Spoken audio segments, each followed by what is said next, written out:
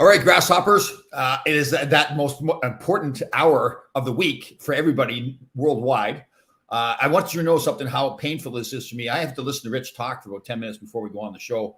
So I just want to know the sacrifices that I make for you guys. So you get my coach. In all seriousness, a very good friend of mine, I mentioned a lot. I'm all tongue-tied today. A man that I admire a lot, Rich Gabberty, formerly the tour manager for Aerosmith.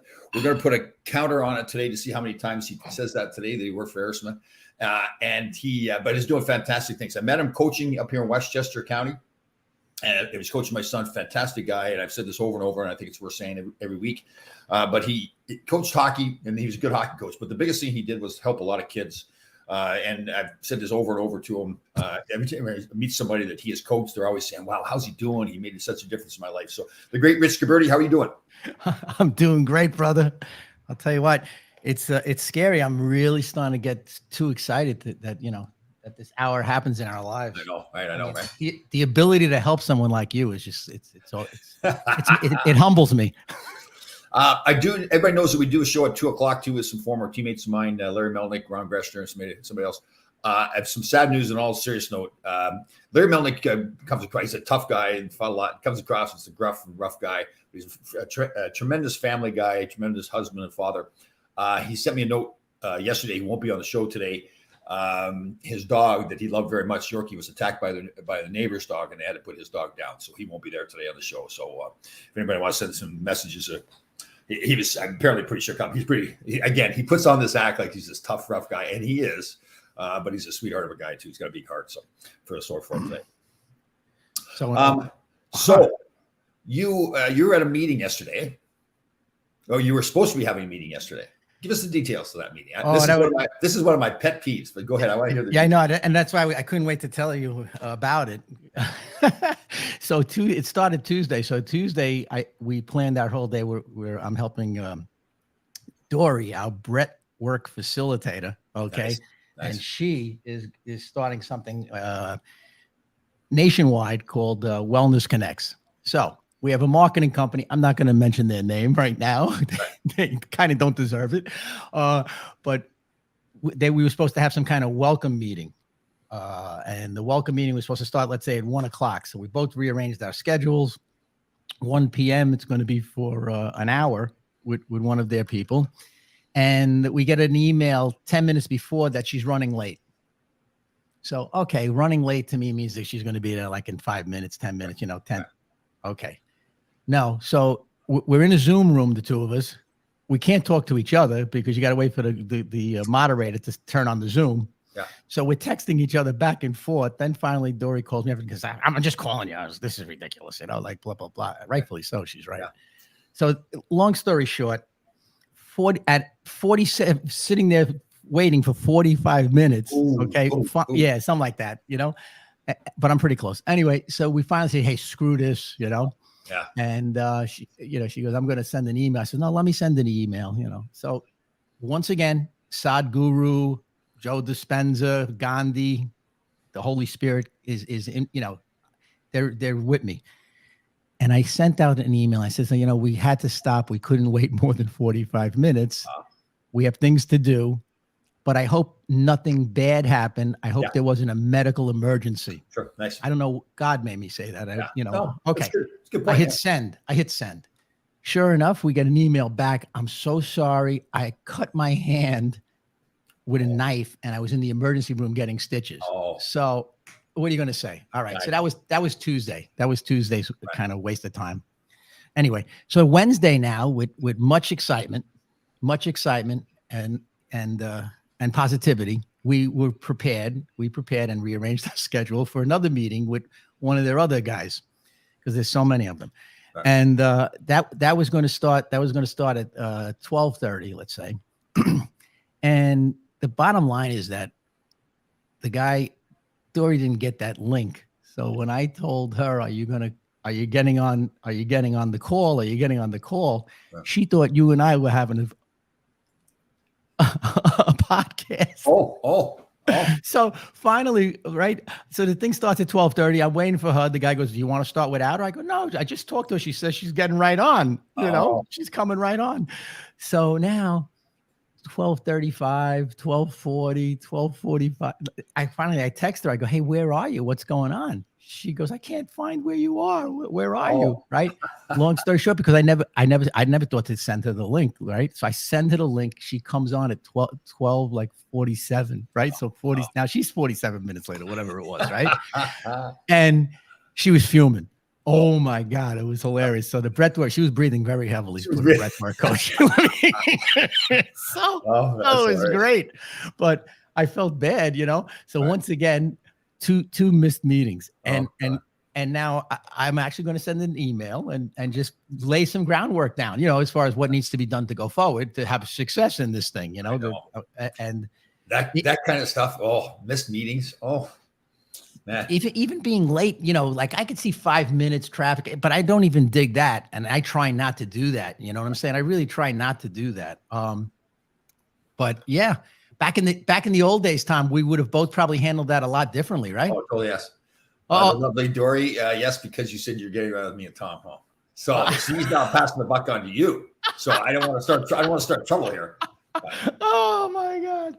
I speak in tongues. When I coached kids, like the college kids too, I would tell them I had coaches Tourette's.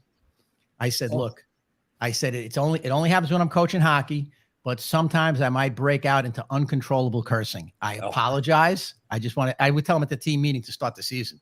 Right. You never know. Once in a while that could happen. Yeah, so I think you're right, especially if somebody has to drive to a meeting. There's no excuse with Waze. With Google Maps, like you don't tell me that you didn't know there's traffic. Like that's to me, that's such disrespectful. I near the end of my career as an agent, I don't know if I mentioned his name. He's a famous lawyer, Joe Tacopina. Remember Joe Tacopina? Oh, I do know him. Yeah.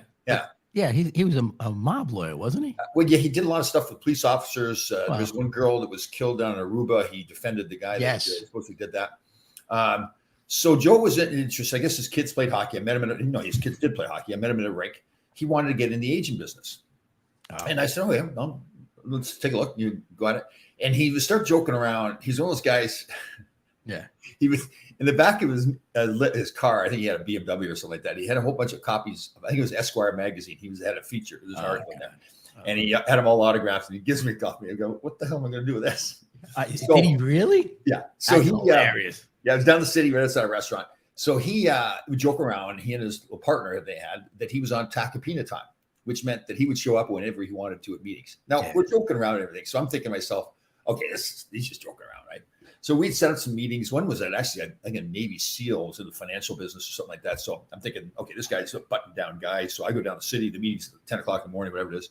I get there, early, 9:45, whatever, be there on time, be respectful. Yeah. Tacopina doesn't show up for half an hour, 2 hours. He lived up in Wilton or something like that.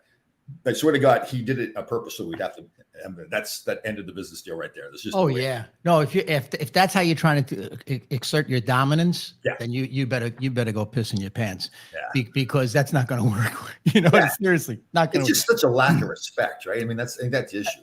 Yeah, I mean, at the very least, you got to. First off, I want to be early.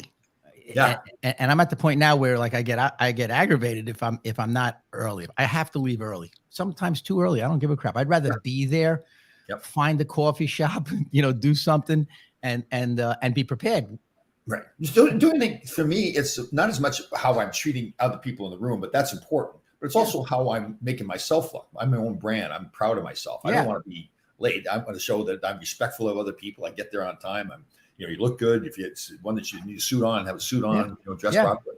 Yeah. I mean, listen, if you give respect, you're supposed to get respect, and vice versa. Right. Cool. So, I mean, I like that. So if you treat other people with respect, I think it also gives you the license to say, hey, listen, don't disrespect me. Yeah. If you disrespect me, this relationship, whatever it is over with. So, yeah. Well, that comes down to preparation, execution, and results, right? Yeah. If you prepare properly and you execute correctly, the results are going to be better than if you just show up. Some of these people that think they're God's gift and they just show up and they start spewing stuff, that doesn't work in my book. Okay. Peter Giantempo. Oh, there's our man. Has a question for you. Okay. And just so you know, everybody, that's a life-size picture of him right there. Oh my God. Tommy, could you do me a favor? Ask Richie if that's the same laptop as for a cup of coffee over we were doing. Oh, I love you, Pete. That's so funny. No, it's not. Obviously. Do you remember that? We were doing something and I spilled coffee on the laptop. Yeah. Was that the one? I think that was in Socrates or something like that. That was under Mike Minnelli's watch. Mike Minnelli would that's so funny, Pete. So here's a hockey mother I met at the Zedel rink. What was that called? I can't remember the name of that rink I was at. What happened to the hereditary late gene? There's no such thing. Hereditary late gene. Well, that could be like past people in your lives, past life. So yeah. It's like one of your relatives might have been perpetually late. Right. Thank you, Bianca. Fritz Dietl rink I was at. I keep forgetting that name. I don't know how I can forget that, but that was one of the most classic rinks as the most classic rink I've ever been at. Square corners. Yeah, it was perfect. But listen, how about it was in Westwood, New Jersey, right? Yes. Okay. So you're telling me on a Saturday in August. Oh, I know why now, and I have the punchline too. What? A Saturday, I got the answer. No matter what you say, that's what is intimidating. It? No, I'm not going to tell you now. I want to see if you know it. Greenwich, Connecticut to Westwood, New Jersey. Am I correct? Yeah, it was about over the Tappan Zee Bridge or whatever they call it now. Yeah. Okay. It's called Tappan Zee. We don't call it Cuomo Bridge. Okay. All right. So over the tap, right? Yep. Then you got to go down to Garden State Parkway or something like that? No, I went down the Palisades Parkway. Oh. And then kind of came back. So it went down, so then it kind of came back west or east a little bit. Yeah. But so think about this. On a Saturday. 10 o'clock in the morning. I had to be there 10 in the morning. 10 in the morning. Listen, kudos. This is my point. Kudos. All right. Thank you. No, seriously, I'm not even kidding you. Now, all of that, the accolades and what a nice thing. And there's like 8 kids there and maybe only their grandparents know who you are and all that kind of stuff. Yeah, I'm kidding with you, but and you put the skates on too. Yep, skates are on. Yep. Well, yeah, that's it. That's awesome, and congratulations. When in reality, though, Tom, ice rinks have air conditioning. You knew it was a hot day. Saturday must have been real freaking hot in New York and Connecticut. There you go. So look at how you are able to focus. It's more attention. It's more that your attention is globally. All right. So no matter what you're doing, you bring in all aspects of your life. Yeah. So you showed up, you made the kids' day, you met a bunch of nice people. Yep. Okay. So they're all happy. They come away with a win. The Rangers look good because they sent you and you could skate still and all of that stuff. Right. And you're a hell of a good guy, outspoken. But in reality, it had air conditioning. Okay. You can't. Sacrifice, right? So, okay. But remember, the lack of air conditioner, not using the air conditioning, is to strengthen the mind. Right. That's you keep saying that to yourself. That's working. I know it is. It's working. So I felt my brain is so strong now. I was able to, I didn't even feel like it was giving in. I was sacrificing for the young children. You know, I was going to their Well, listen, they look like they're having a good time. You know, I mean, I saw the video. You know why it was such a good clinic? You talked about this before, you and I did. Why I liked it so much was there's no instruction whatsoever. We let the kids go do whatever they want to do, have fun, and they had a ball. They're hands-on. Somebody asked that if we talk hockey, that I should wear a ring. I don't know. So I'm going to just every week I'll wear a different ring. They're breaking my chops. Where's your? Oh, another. Our friend Alicia would like to take my own funeral. Wow, now she's telling jokes, huh? Oh, yeah, she's funny. That's a good one. What is Alicia? She's Venezuelan? Is that what she is?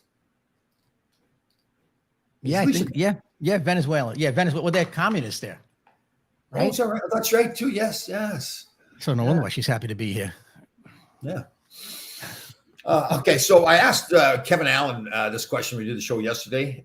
Did you follow? You're following this thing in Finland with the prime minister getting in trouble for partying? You following this? No, I missed that because we don't watch the news. So Kevin Allen is now all of a sudden he's our newscaster. Go ahead. So I read it in the New York Post. So attractive female. She was out partying with her friends, and I guess there's some pictures and videos taken, and she was having quite the time together. It looked like she was maybe slightly inebriated. And everybody was all over that she shouldn't be having fun like that when she's prime minister. I'm like, why? Why not? Like, as long as you're not getting, drunk to the point where if emergency happened, you couldn't handle things. Why not have fun? Don't you think when you're a prime minister? Or so she's a member of the party. Yeah, the party. Yeah. The party. Gotcha. Yeah. As opposed to the porta potty. All right, the party she's a member of. So, okay. I don't think she's the person making a decision. When was the last time Finland acted on anything? Like there's not, right? She doesn't have like the briefcase, does she? They probably don't have. There's no nuclear No. codes or anything. I don't. So I gotta believe there's somebody somewhere in a chalet who's in charge, right? Yeah. You know, the military there. Right. Yeah. So this was at night. Yeah. I mean, to think that politicians, as much as I don't really think too highly of politicians, they're the human beings. If they want to have fun, they can have fun, right? I would think so. Yeah. I mean, it didn't hold back JFK. Yeah. Well, yeah. You look at our politicians. Well, how about Kennedy driving a girl into the water and leaving her there to drown? For God's sakes. Well, that wasn't a good move. No. But they had bad luck. The Kennedys, you know, they had bad luck, and anybody around them seemed to have some unfortunate luck back then. So Dory, so here, like, let's talk about those no air conditioning. Now, Dory looks at the positive, right? Now she's looking at the positive. Oh, yeah. Okay, go ahead. It's a weight loss plan. There's no air conditioning. It's a weight loss plan. Thank you very much, Dory. But Kevin Allen and his friends just flat out said I was stupid for doing it. Okay. Well, but that's more, yeah. So here's the theory. That's easy. That's an easy target with the air conditioning. So the idea is to strengthen your mind. So you're taking something out of your life that you don't have to have. You don't have to take it out of your life. It's the same thing as making my bed perfect in the morning. I don't have to do that. It's another thing, part of the process. So, and the idea with the no air conditioning is that you don't, like, say that you're suffering through no air conditioning, you just don't pay attention to it. You just block it out of your mind. So, it's a good challenge. Yeah, I would view it as a challenge. It was like for 2 weeks I had nothing but salad and all like no anything. And by the end of the 2 weeks, I felt pretty good. I felt good. I mean, I was taking my supplements and all of that, and I didn't give up my espresso coffee. But I felt good. And then eventually I said, well, I'm going to have a steak. So I had a small steak. I have healthy, you know. And I really I have a steak or every other week, you know, maybe twice a month. I'm heavy on the fish and all of that. So I mean, as far as that goes, that's discipline. The way we live our lives is discipline. You, my friend, have a stopwatch because you still think you're playing a sport. You know what I'm saying? So the 343 and it's. I tell you what, if I don't do it now, like if I miss the 353 video, I mean, it sends me into a tizzy. First of all, there's an old teammate that's counting on me to do it. No, we know, yeah. And secondly, it's like, the whole discipline thing. I've just learned more and more. I know you do too. It just as Jocko Willink famously says, discipline will set you free. Yeah. No, I don't really. I mean, I kid you, but I don't make fun of you. I respect it, actually. Quite frankly, I think it's amazing. And like we talked about it in private, I appreciate the fact that you send me those early morning shots and say good morning, because I like I said before, I know you're alive. You know, you're like my one buddy that I know what's going on. If you didn't send me something, I would be like, holy crap. Well, so people know. Wrong. So after the gym, I usually leave the gym around. So like this one is a little bit different. Depends on the workout. I usually leave about 5:55. I get there at 4:30. Leave at 5:55. So then I go right to this Todd's Point, this beach in park in Greenwich. And it's because of the timing, it's right around when the sun's coming up. So I do a video when I get there. It's a beautiful video, the noise of the water and the birds and all that kind of stuff. And I send it out to a group of friends. Then I just say good morning to them. And it's kind of like, it's like some of the people that are friends might kind of like you look forward to it for different reasons as others. Like it means a lot to them when I send this video to them. So it's pretty cool. Yeah. But I tell you what, in all sincerity, it is motivating. You know what I'm saying? It's more, and I know you know what I mean? But I know, like, that. Look at this madman, you know, morning march and let's get over the hump and let's dominate the day and pump day and all of that. And that's great. You know, I would, if I was you and you wanted to get more views, I would just say, going to meet Coach Rich G, going to meet Coach. We're doing a podcast at 10 a.m. There you go. All right. I saw a duck in a parking lot the other day. Yeah. I'm going to send you a video. I talked to him. I said, hey, you know, Tom and I have a podcast at 10 a.m. in the morning on Thursdays. Okay. Avoid the French restaurant till then. And, like, you know, start to follow us or something like that. I swear I got a video. Oh, did you really? I got a video. I'll send it. I didn't want to be included like in the Larry Melnick crew or something like that. You know, I'm chasing my meal, but I've got to post a video. I was in Costco the other day and they had, because Halloween's coming up, they had these two dolls that were dressed as like hillbillies and they could sing and they had banjos or guitars on. So they had them working in there. So I took a video of me watching these guys. And I said it was Melnick and Greshner.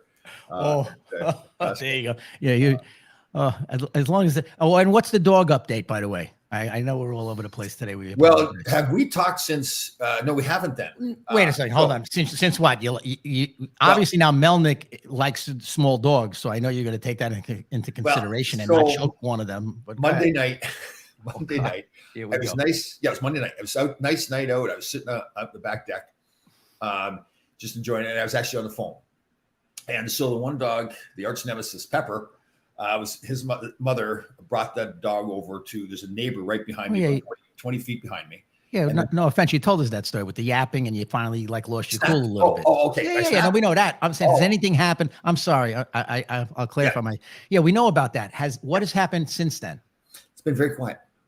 It has been. Yeah, because I had contemplated that Kathleen McIntosh that was on the hypnosis therapist.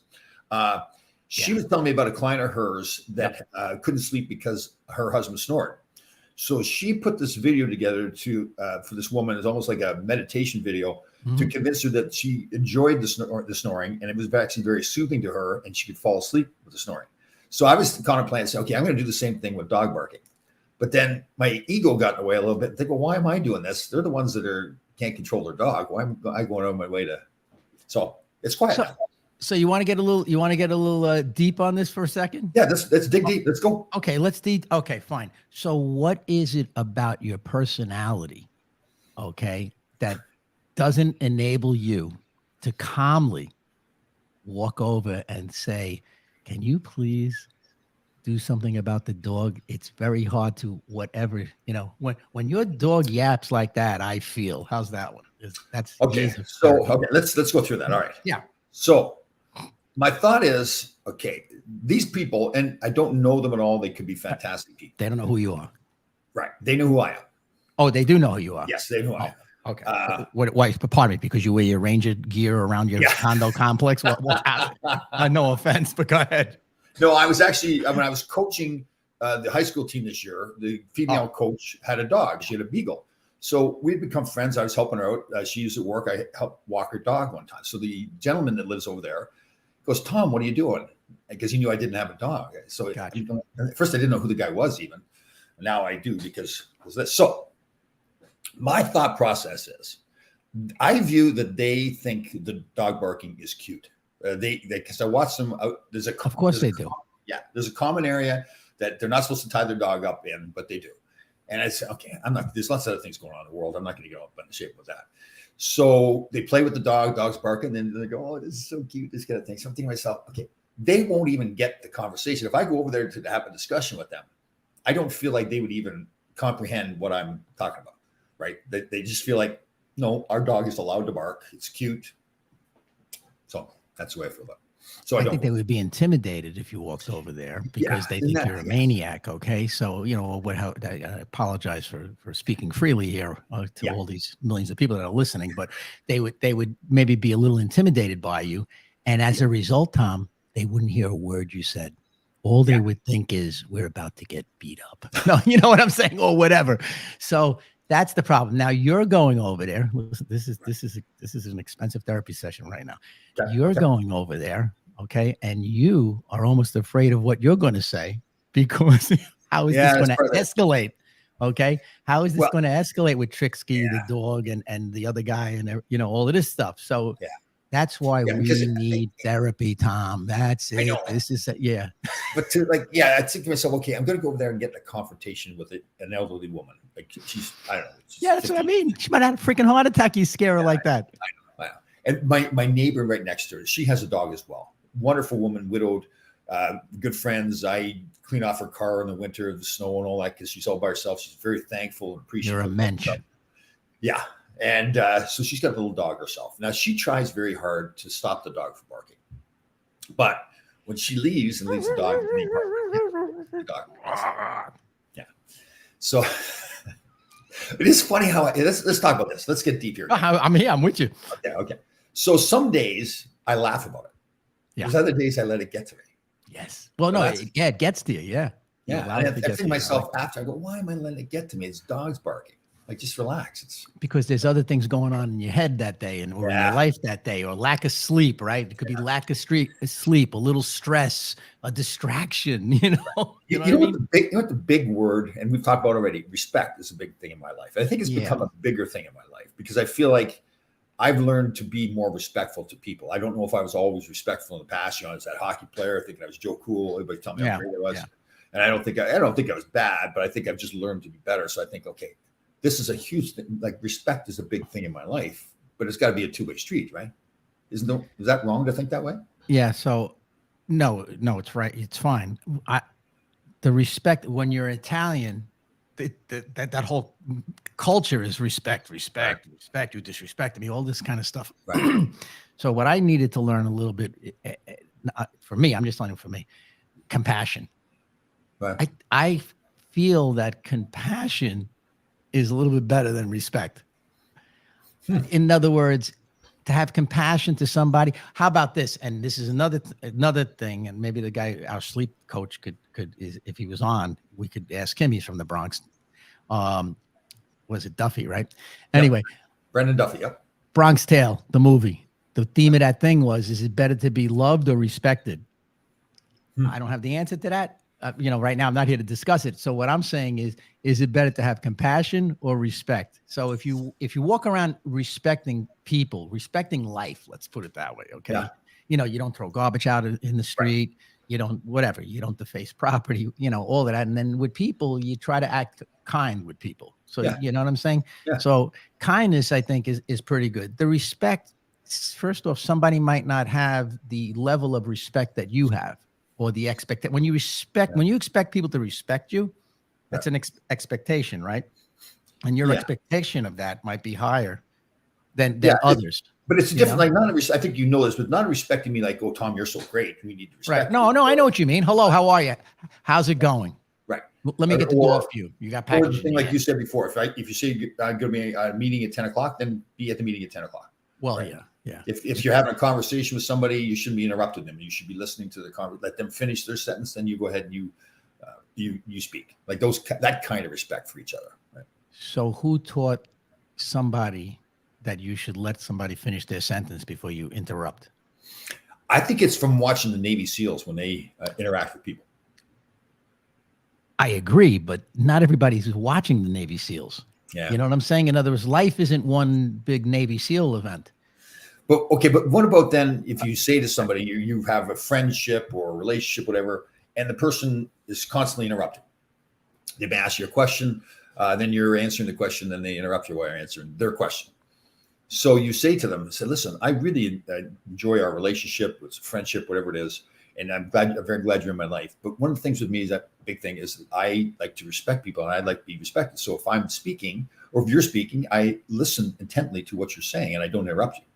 And I expect to say back. So you've told them what your expectations are, and then they kind of go, "Oh, that's not important." Like, to me, I don't. Go ahead, speak. No, I'm trying to. But those people, they're not at the level that you're at mentally. Yeah. You know what I mean? In other words, you're saying something that is important to you. Your friends would. I agree with you. Right. I hear you. Okay. I agree with you. I hear what you're saying. Here's the thing also about this, because I've been doing way too much studying of this stuff, I guess, is that what they're trying to do is there could be people that are so excited talking to you or happy to talk to you because you're a friend or whatever, that when you're talking, they're hardly listening because they're trying to think about what to say. And so they interrupt you because they don't want to lose their train of thought to get in what they want to say to you. Yes, exactly. Understand? Right. I agree with you. Yeah, that's the thing. But you're right. I guess my expectations are probably too high, right? Yeah, perhaps. You know what? And who am I to say that? But what I'm trying to say is, like, the Navy SEALs, those guys are all about assessing their surroundings. Yeah. You know what I'm saying? So it's about attention, the difference between attention and focus. Like, there are people like these masters of the universe or Navy SEALs or anybody in the security industry or whatever, where when you're assessing your area, right, it's your attention. And then when you see the bad guy, then you're focused. Right. There's a difference. There's all kinds of trains of thought like that. Like when I worked with Aerosmith, okay, that one time I mentioned it, right?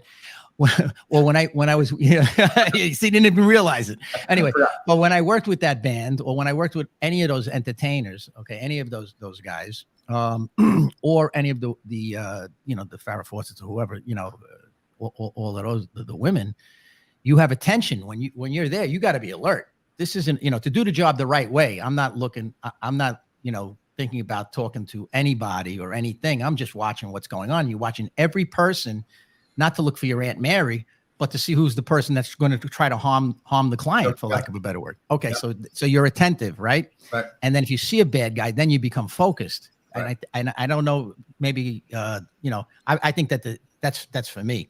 I think the SEALs and those guys, I think they're on a much higher level, Yeah, they're trying to learn all the time. So they're paying attention to every conversation. Doesn't matter who it is, they're paying attention to that conversation because they could learn something from it, right? Yeah, and they have the attention ability probably to listen to multiple conversations at one time, so that here we go. Gloria, let's clarify something. I am a dog lover. You better be joking around here. No, Gloria.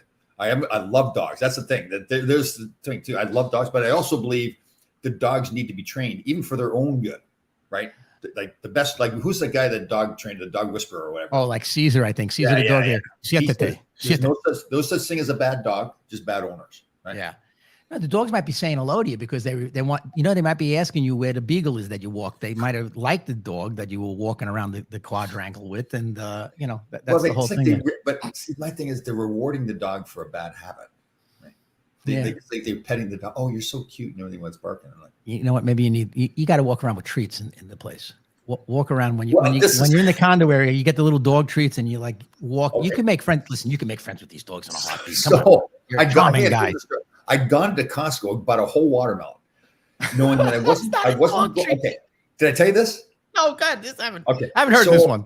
I figured, okay, I'm not going to eat the whole watermelon. It's going to go bad before I eat it all. So I had half a watermelon. I wrapped it up in wrap, and it just happened to be taking my garbage out to the garbage, and Pepper and Pepper's mother were outside walking.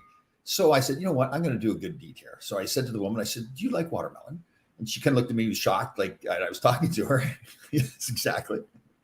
And I said, I have half a watermelon. Would you like to have it? And she's like, okay. I guess she's wondering maybe it's got poison or something. And at this time, Pepper is not barking now. I'm having a conversation with his mother. Oh. So I'm thinking, okay, maybe you're right. Maybe I need to have a relationship with Pepper. Why not? So I go get the watermelon, bring it back, hand it to the lovely lady. And as soon as I give her the watermelon, Pepper starts barking at me. So that no way. Yeah, it was funny. It was actually kind of funny. I walked away dying laughing. Wow. Oh my God. All right. So listen, with all the things you got going on, how do you maintain your focus? Because you're obviously focused enough to do what you do in the morning, your ritual in the morning. And we've had phone conversations. And if we say 9 a.m., I know you're on at 9 a.m. And then if I talk too long, you say, okay, enough, or whatever the hell's wrong, whatever your thing is. Very rude, by the way, but there's no empathy. I have like extinguished your torch, like the last 3 conversations we have. Your tiki torch has been extinguished. Right. That's right. Ran out of fluid. No empathy. Anyway, go ahead. How do I keep my focus? Yeah. I think it's when I first started all this True Good Life stuff, I viewed it, I think it was more of a 9-to-5 job. So if I had to make a presentation, I would have to prepare. And I just I'd kind of flip the switch off and on. Now, the True Good Life is my life. It's a 24-hour thing. It's I live all out. I've learned so much more. I love myself better. And all part of that loving myself is what I love about myself now is that discipline to get up, do exactly what I say I'm going to do, when I'm going to do it. Never let people down. I know you're the same way. I've had more people coming to me. There's a really nice gentleman at the gym came the other day, and he was there in the morning, and he says, "Are you Tom?" And I go, "Yes, I'm Tom. Nice to meet you." And he goes, "You're a hero around here." I guess because of all the stuff. So when that stuff happens, now be careful. I don't view myself as a hero, but when people say that kind of stuff to me, I think, well, okay, these people are counting on. The reason he views me as a hero is because I'm showing up every day and I'm doing my work and all the stuff that I'm doing. So I think, well, I can't let people down. I mean, this is the way they view me now. And if all of a sudden I stop doing then I'm not the person I'm saying I am. So I think that's how I keep my focus is that's, And I think the more the challenge, for some reason, the more the challenge, we talked about sleep before, and Brendan Duffy, I'm very careful. He's the sleep expert, friend of Rich, for the Bronx. And I believe in the science 100% with sleep, but I believe that when I know that I'm not going to get enough sleep, I just feel like I'm more mentally focused because I make myself more mentally focused. Because you're aware of it, so you overcompensate. Yes. You overcompensate for it. Yes, exactly. However it is that you do that, you know what I mean. Yeah. But lack of sleep, like for example, I woke up, and this is another interesting thing. The more I focus on this 343 and 353 and all that, I find myself waking up in the threes. Okay, doesn't matter when I go to sleep. Thank you. And so I wake up and I said, you know what? Tom is marching, whatever the hell he's doing. I said, I got to find out. I'm investigating, the titles, how to tweak the YouTube page. All right. So I said, let me do this, and this. I had a couple of things to do, and we're not going to divulge our secrets right now, Laidlaw, because we don't want other people to know. Anyway, so I'm on there, and next thing I know, I'm on the God channel, and I'm listening to It's Time to Pray and all this other stuff, and now it's like, I don't know.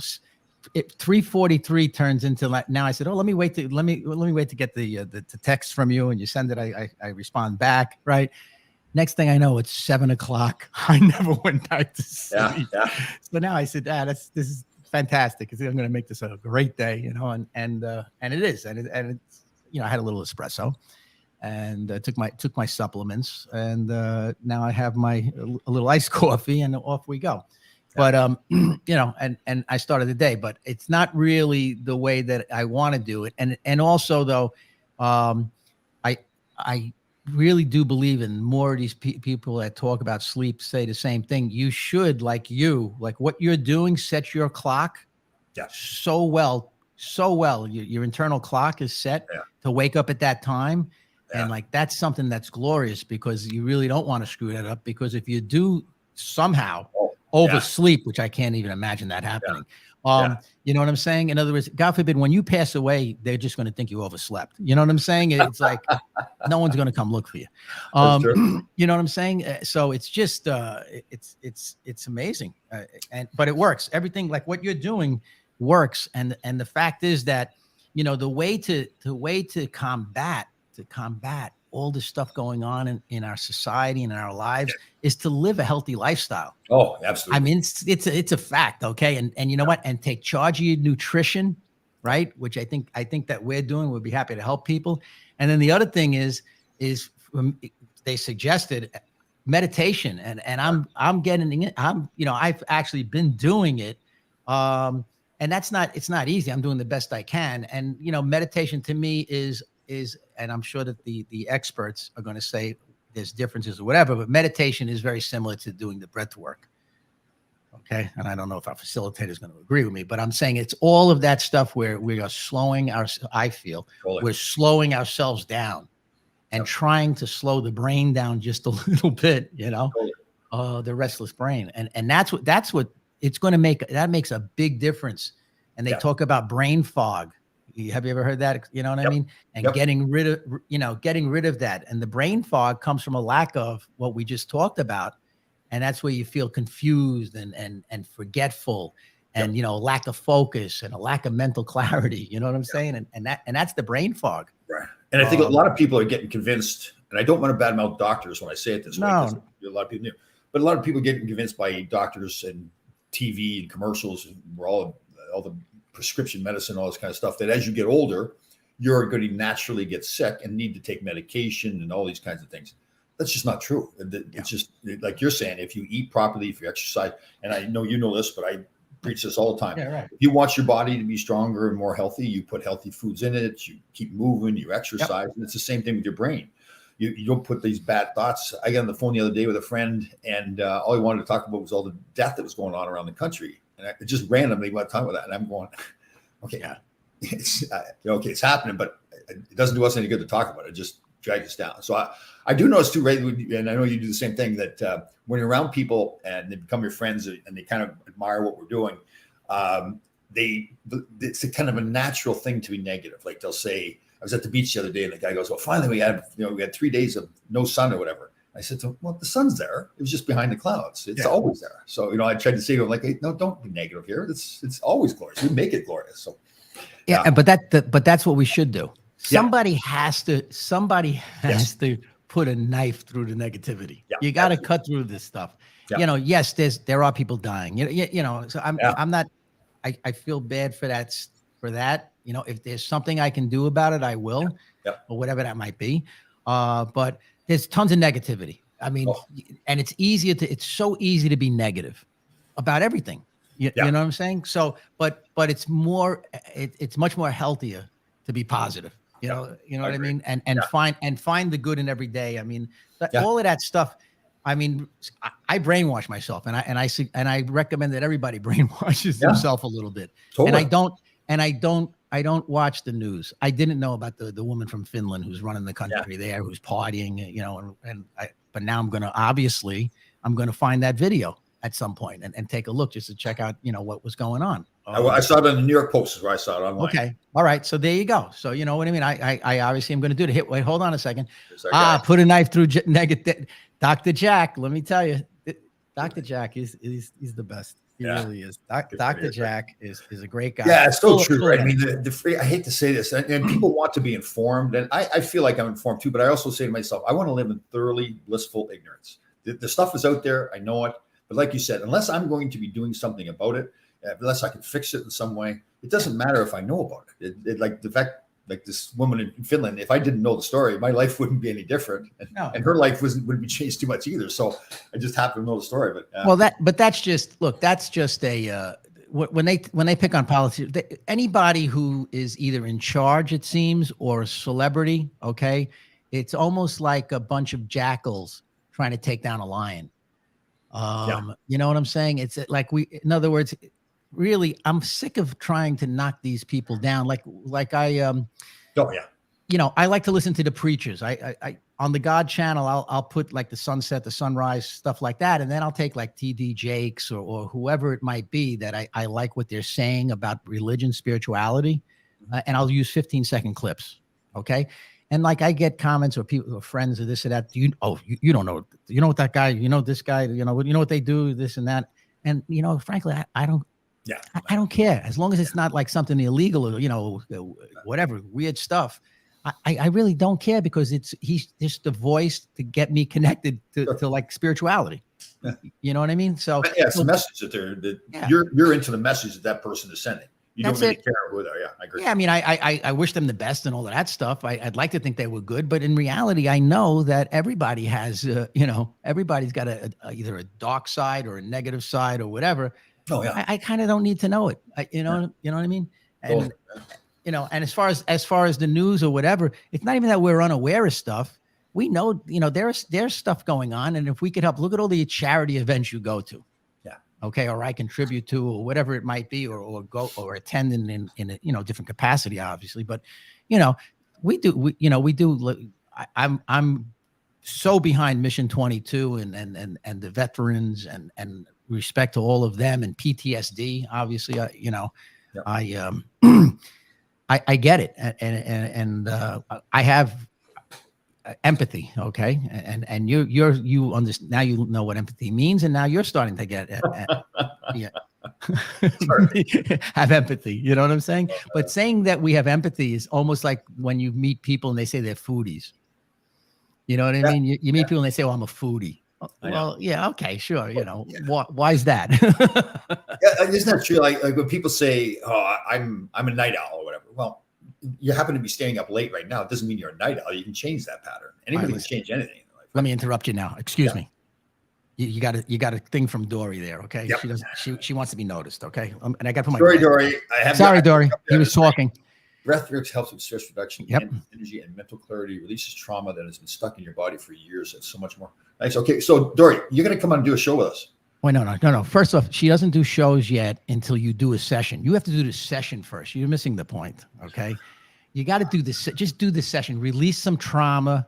Okay, learn. It's really good stuff. I don't know what the roadblock is. Okay. You understand? I don't know what the roadblock is. It's not like first off, she's not going to tell me anything. Okay. Number one. And number two, she's not going to tape you or anything like that. Just do the breath work, Tom. I don't know why you're starting trouble with Dory and I. We're going to be good friends. It's just like, it's just been busy lately. I'm chasing down dogs. You could slow down for 45 minutes and breathe for free. Come on. Dogs in the park. Maybe that's what they No. You do it you go outside. Don't not for sunset, because then she can't see you. But during the day, someplace there's got to be a place where you could go and just relax. Okay, I'll go to the beach. Yeah.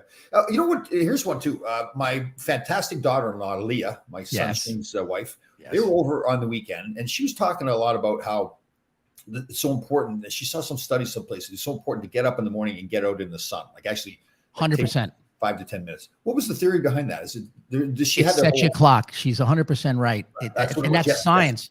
Excuse me. That's science. The science is within 30 minutes at most of waking up, you should get yourself outside. Even if you just bring your coffee or your lemon water or whatever, stand outside for 5 or 10 minutes in the sunlight.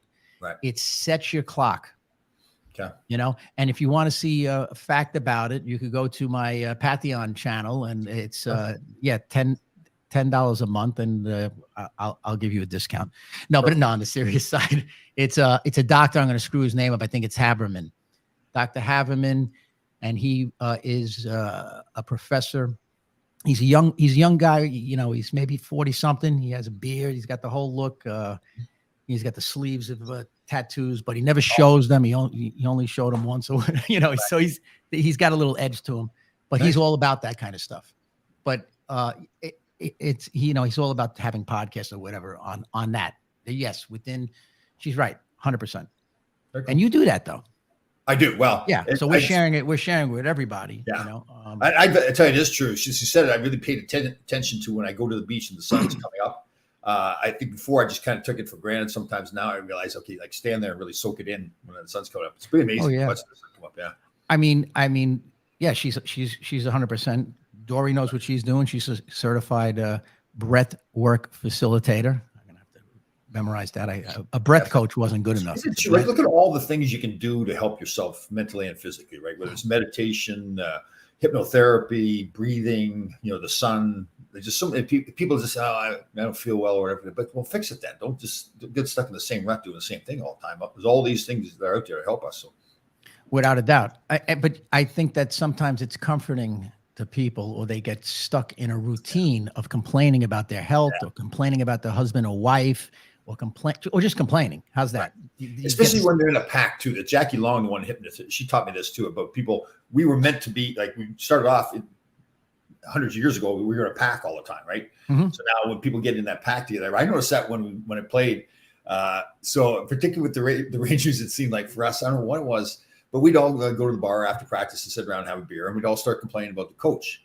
The coach, it wasn't the coach's fault. It was us that we were playing well enough. One time we started complaining that the locker room at Rye Playland wasn't set up properly. The coaches were never around, so we should have it so that they have to go through the locker room so that we get to see them. I don't know how we thought that this was going to make a difference, but this is what we thought. So the Rangers went ahead and they fixed everything up so the coaches had to come through the locker room to get to their offices. We used that locker room too. Yeah, I remember that. So we then went through another losing streak maybe a year or two later, and they said, well, geez, the coaches are around too much. They're always in the locker room. We got to get rid of the coaches. Depending on who the coaches were, right? So they rearranged the locker room again, so the coaches had an entrance and exit right of their own. They didn't have to go through the locker room, and we would still lose again. So, but it's funny thinking back about the time. Like we really convinced ourselves that this was the problem. The guys were all like, "Here's the problem. We need to fix it." All right. So let me ask this coaching question, and it pertains to sports in general. Yep. So you got this pack of guys on the team. Yep. All right. Or in the office or in business or whatever it might be, right? Yep. And so there's a leader, and so people underneath the leader are complaining about the leader, which causes in government, it causes overthrow. Governments get overthrown and so many things, wars or whatever, and it's because everybody is focusing on the negative, as opposed to focusing on themselves. Maybe the reason why you're losing is because everybody's going out having too many cocktails or whatever, not really preparing properly. And also the negativity by complaining about the coach, that negativity wrecks the office, wrecks the locker room. You know what I'm saying? Totally. So, Yeah. I mean, a lot of that happens. It would be interesting now, Tom, with your mentality that you have or mine, you know, with our thought process, how, if we actually coached together a team, you know what I'm saying? Totally. How would that work? It would be, I mean, it's not, no offense to teams, but I would do it for a weekend. I would do a weekend tournament with you. Like we'd go up to Canada or something like that. You know, take a bunch of kids and go to Canada. That would be a lot of fun. We could video it and it would be funny if we were coaching against like a John Tonelli led team. Oh yeah. Totally. Well, let me add to that a little bit too. And you're right. So the leadership, and here's why, like the assistant coach in that case, or the assistant captain in the team case, is so important, right? A good assistant captain, because you're right. The team, the team may be saying, "Oh, it's the coach's fault," and that's then important for the assistant coaches to step in and say just what you said. No, guys, it's not. But they have to be able to communicate it the right way, so they can really convince and show the players that yes, it's not the coach's fault. It's the team's fault. We're just not doing this properly, without really being too negative towards them. Just pointing. The same thing with that assistant captain. If somebody comes, or they're sitting around having that beer and they're saying, Barry Beck, he's not doing his job. He's captain. And then I was assistant captain. And it was important for me to do my job and say, no, guys, it's not Barry's fault. That's one guy. It's our fault as a team. We're just not playing well enough. Because I guess the progression of anything like that is that the number two guy should protect the number one guy in anything, in business or whatever. Absolutely. Okay. Yeah. And at the same time, if the number one guy is doing something, the people bring they bring the complaints. You're almost like the complaint box.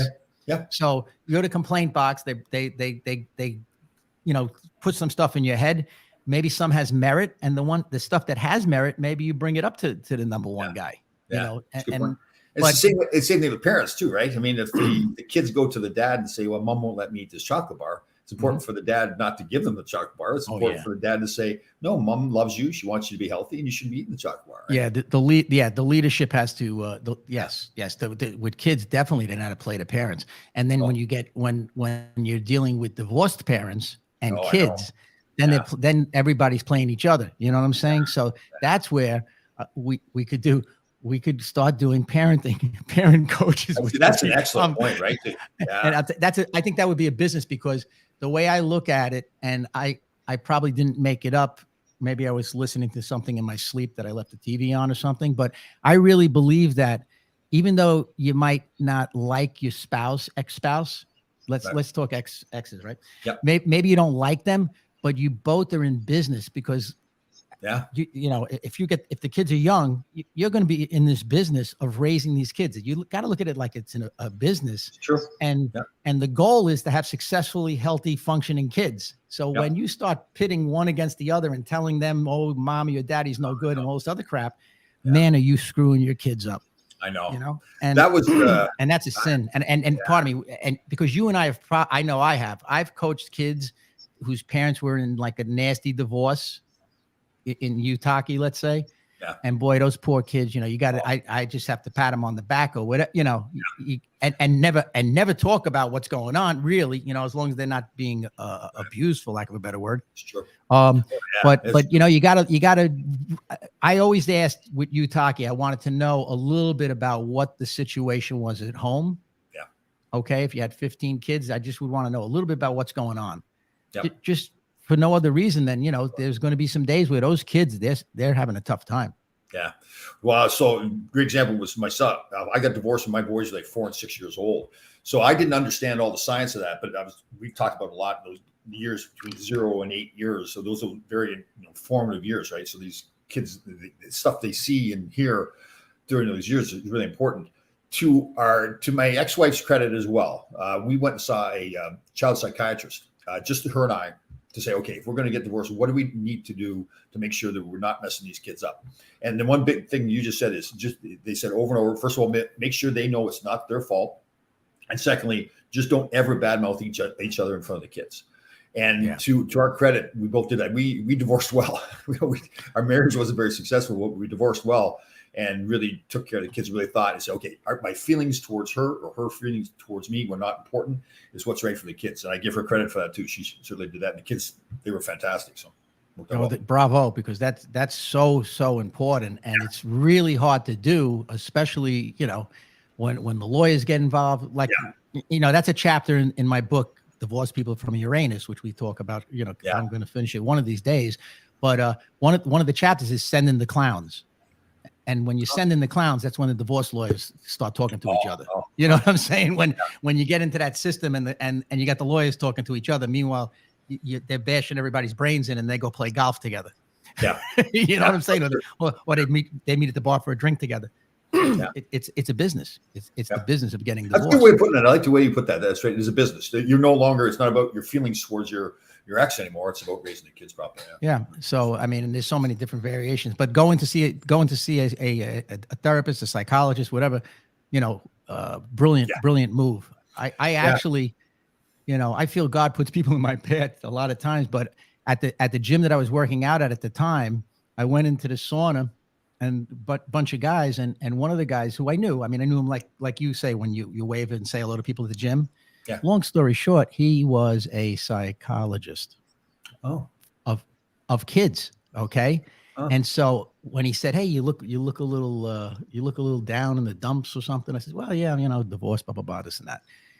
He says, and he told me what he did. And he said, "If you want, I wouldn't even charge it." And so I used to meet with him for coffee like once a week. And he gave me some incredible pointers. And we did that for years. Right. Years. What a great guy is Dr. Barbo. I don't know if I should have said that, but Bob, thank you. Anyway, no, seriously, a real special human being. And he saved me. And one of the first things he said was, learn how to cook. Well, when you have custody of the kids, and I was used to eating in restaurants. I would take him to restaurants, good restaurants too, because back then I was living high on the hog, I guess. And so he said, stop doing that. He says, I don't care if he goes, I don't care. He goes, Richard, I don't care if you boil hot dogs, and that's what I started to do, and just to give them a little bit of almost like a family feel. Yeah. As opposed to that's a great point. So when I got divorced, I couldn't cook. They'd come over. I'd have them on the weekend. I'd have hamburger helper one night, tuna noodle the next. We go to Boston Market, all this kinds of stuff.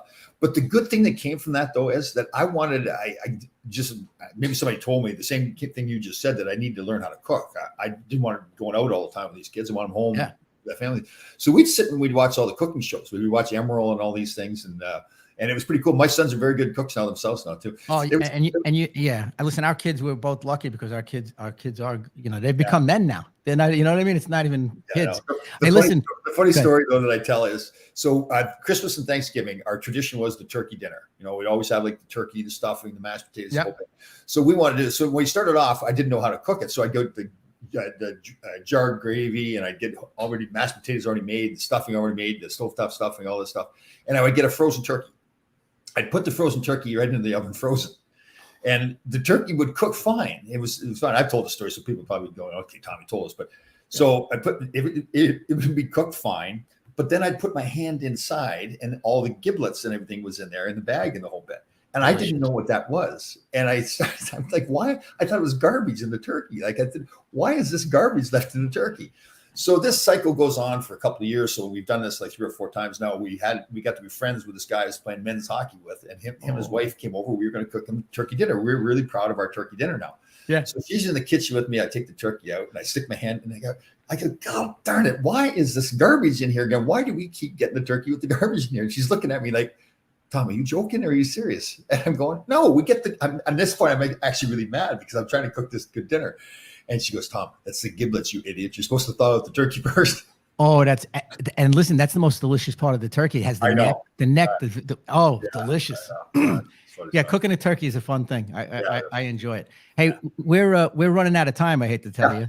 And we really, once again, since they can't hit the subscribe button yet, which hopefully by the next show we will figure that out. But everybody, whoever's listening going forward, whoever listens to this recorded, hit the subscribe button, because this fun happens every week, Thursday at 10 a.m. And we talked last show about concussions. Remember, Tom? Yeah. And how you want to keep your memory and everything like that, right? Yeah. So here, I have a test for you. Ronald Reagan. Yeah, I have a test. You ready? Bring it. All right. I'm going to show you something, and you tell me if you know what it is. You ready? Madison Square Garden. There you go. I'm going to send you one of these. Nice. Yeah, it's in Madison Square Garden. That's It's pretty cool. homefield.com. Oh, nice. We'll put the link in the, yeah, it's like a 3D Madison Square Garden. They sent this to me about, I don't know, 6-7 months ago. Right. And because I met the guy and he knew I was into hockey and he sent this. So I said, holy crap. And I found it in a box. I said, I got to show this to Tom. Very cool. That's cool. Yeah, it is. So I'll have to get you one of them. It lights up and you can put it somewhere. You could show it to the dogs, your neighbors. Throw it out. I want everybody to know too. Part of what we talk about with the dogs is joke around, but there is times. Of course it is. Yeah, listen, this is a bit a comedy show. Hold on a second. This is a little bit. This is a therapy session for Tom Laidlaw. Okay, and we one of my character strengths is humor. Okay, so whoever is, it's very simple. Go to viainstitute.com and you could find out what your character strengths are. I'll put that in the link of the show. That's right. Okay? Yeah, you told me that before. We have to have humor. And we think it's important. We'll do this every show. That suicide hotline number, that new line, a couple of weeks it's been out now, 988. If anybody needs help, you can always contact us if there's something that's bothering you. Just want to talk to people. We'll help you out any way we can. And we also, I think it's worthwhile we do this every week, right? Where we say to people, listen, if you see somebody who thinks in need, that something's bothering them, a friend, a stranger, whatever it is, a neighbor, don't be afraid to reach out to them and say, listen, are you all right? Do you need help? Are you thinking of hurting yourself? Anything like that. And I think, like we've talked, it's just the fact that somebody may care about that person means a lot.